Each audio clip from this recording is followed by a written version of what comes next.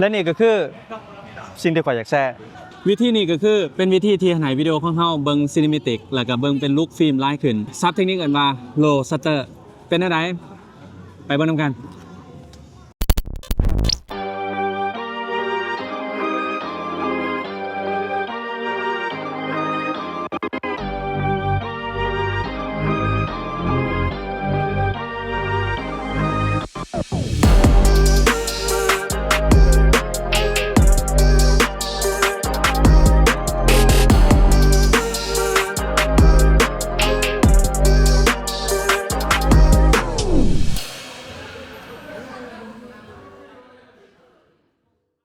ในส่วนของการตั้งค่าแม่นเฮาตั้งค่าพื้นฐานปกติของเฮาบ่ว่าจะเป็น Picture Profile White Balance Video Quality ISO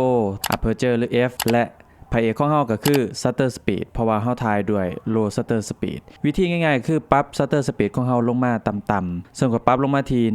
1:15หลังจากตั้งค่าเรียบร้อยเฮาก็สิได้ภาพแบบนี้เลย